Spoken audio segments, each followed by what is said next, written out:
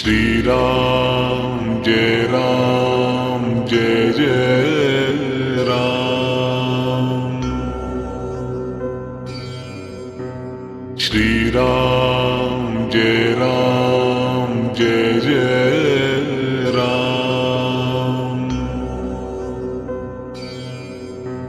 श्री राम जय जय राम।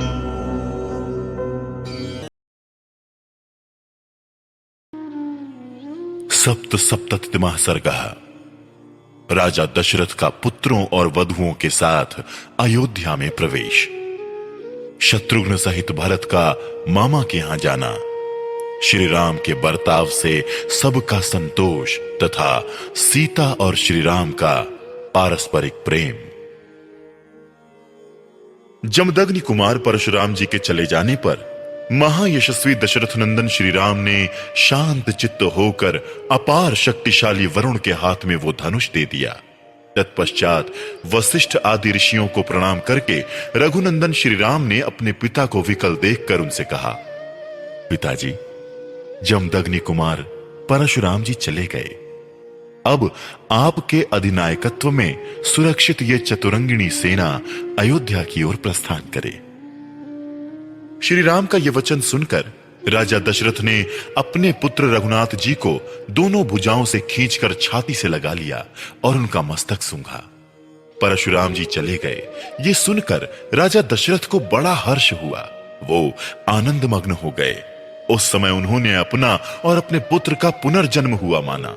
तदनंतर उन्होंने सेना को नगर की ओर कूच करने की आज्ञा दी और वहां से चलकर बड़ी शीघ्रता के साथ वो अयोध्यापुरी में जा पहुंचे।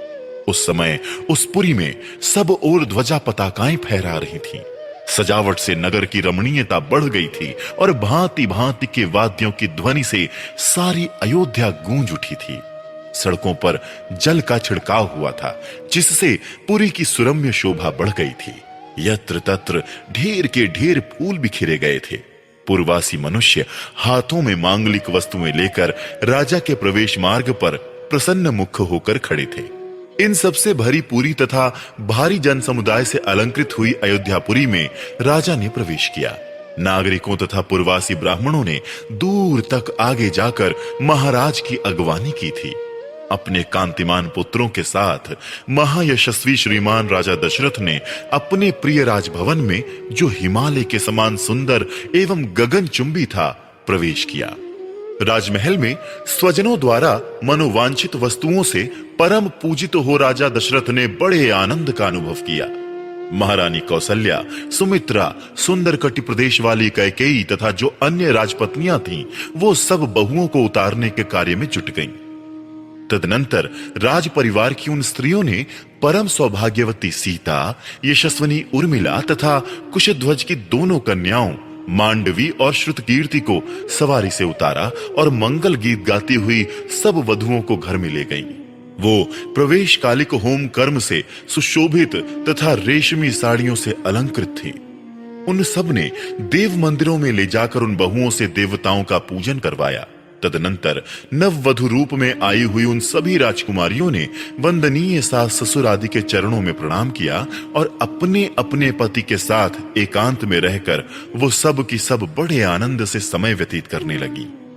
श्री राम आदि पुरुष श्रेष्ठ चारों भाई अस्त्र विद्या में निपुण और विवाहित होकर धन और मित्रों के साथ रहते हुए पिता की सेवा करने लगे।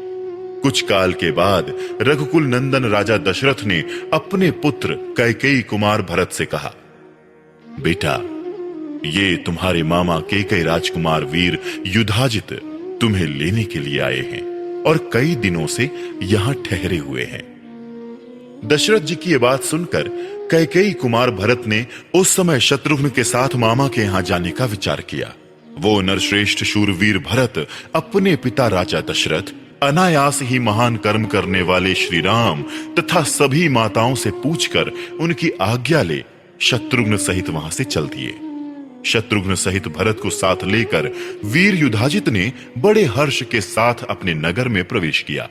इससे उनके पिता को बड़ा संतोष हुआ। भरत के चले जाने पर महाबली श्री राम और लक्ष्मण उन दिनों अपने देवोपम पिता की सेवा पूजा में संलग्न रहने लगे। पिता की आज्ञा शिरोधार्य करके वो नगर निवासियों के सब काम देखने तथा उनके समस्त प्रिय तथा हितकर कार्य करने लगे। वो अपने को बड़े संयम में रखते थे और समय समय पर माताओं के लिए उनके आवश्यक कार्य पूर्ण करके गुरुजनों के भारी से भारी कार्यों को भी सिद्ध करने का ध्यान रखते थे।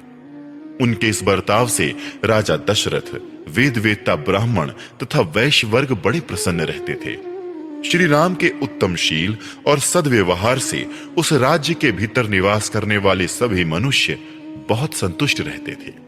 राजा के उन चारों पुत्रों में सत्य पराक्रमी श्री राम ही लोक में अत्यंत यशस्वी तथा महान गुणवान हुए। ठीक उसी तरह जैसे समस्त भूतों में स्वयंभू ब्रह्मा ही अत्यंत यशस्वी और महान गुणवान हैं। श्री रामचंद्र जी सदा सीता के हृदय मंदिर में विराजमान रहते थे तथा मनस्वी श्री राम का मन भी सीता में ही लगा रहता था। श्री राम ने सीता के साथ अनेक ऋतुओं तक विहार किया। सीता श्री राम को बहुत ही प्रिय थी, क्योंकि वो अपने पिता राजा जनक द्वारा श्री राम के हाथ में पत्नी रूप से समर्पित की गई थी। सीता के पातिव्रत्य आदि गुण से तथा उनके सौंदर्य गुण से भी श्री राम का उनके प्रति अधिकाधिक प्रेम बढ़ता रहता था। इसी प्रकार सीता के हृदय में भी उनके पति श्री राम अपने गुण और सौंदर्य के कारण द्विगुण प्रीति पात्र बनकर रहते थे। जनक नंदिनी मिथिलेश कुमारी सीता श्री राम के हार्दिक अभिप्राय को भी अपने हृदय से ही और अधिक रूप से जान लेती थी तथा स्पष्ट रूप से बता भी देती थी। वो रूप में देवांगनाओं के समान थी और मूर्तिमती लक्ष्मी सी प्रतीत होती थी। श्रेष्ठ राजकुमारी सीता श्री राम की ही कामना रखती थी और श्री राम भी एकमात्र उन्हीं को चाहते थे। जैसे लक्ष्मी के साथ देवेश्वर भगवान विष्णु की शोभा होती है, उसी प्रकार उन सीता देवी के साथ राजर्षि दशरथ कुमार श्री राम परम प्रसन्न रहकर बड़ी शोभा पाने लगे। इस प्रकार श्री वाल्मीकि निर्मित आर्ष रामायण आदि काव्य के बालकांड में 77वां सर्ग पूरा हुआ। बालकांडम संपूर्णम।